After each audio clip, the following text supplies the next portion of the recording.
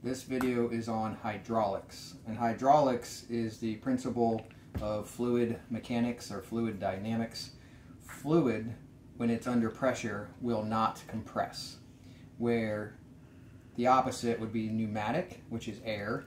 Air will compress when it's under pressure. There's deeper science behind it where airs can be considered a fluid. We're not going to get into that. For our purposes, air is a gas and a fluid is a liquid. So if I take this syringe and I pull it back and I cover up the end, this is full of air, and I can compress this so it'll push in. But if I take that same syringe and I fill it full of water, remove any air that's in there, now I put my finger over the end, I cannot compress this. No matter how hard I push, that's not going to move because water will not compress. So hydraulics in construction equipment, they use lines filled with a liquid. It's usually an oil, not water. That way it doesn't rust or freeze in the winter. So you have a pump putting pressure on this fluid. So if I want to raise up, let's say, forks or a heavy weight or a bucket or an excavator to dig something, there's a pump pushing on the fluid, and when you press the pedal or open a valve with a handle, it allows the fluid to come through that valve when you open the valve, which then pushes a cylinder up and down in order for it to move. I'm going to show you some examples of that on a couple pieces of equipment. Okay, on this tractor, on the bottom and the back, it has a pump that will be putting this fluid, which we just call hydraulic fluid, this type of oil, under pressure, pushing it.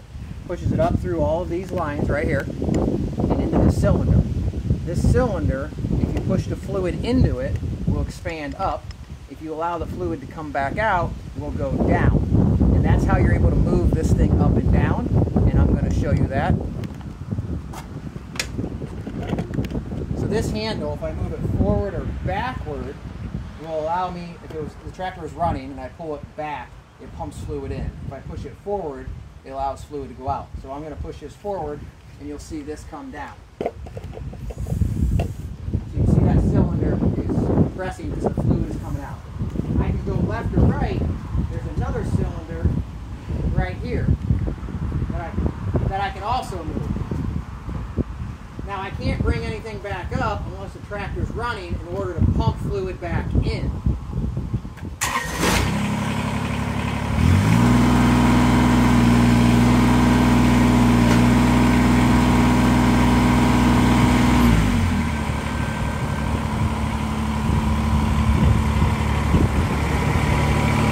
The last thing to show you on here, there's another pump, or the same pump is pumping fluid through a section in order for this to move forward and backward. So when I push this, it opens a valve to allow the tractor to go forward.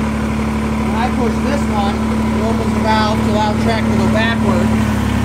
But it's all fluid.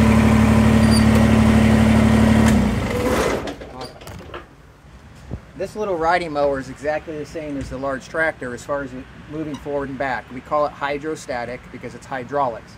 So there's a pump under here that when I push this pedal forward, it allows the fluid to go one direction, causing the back wheels to turn, and if I push the back pedal, it opens the valve the other way to go backwards.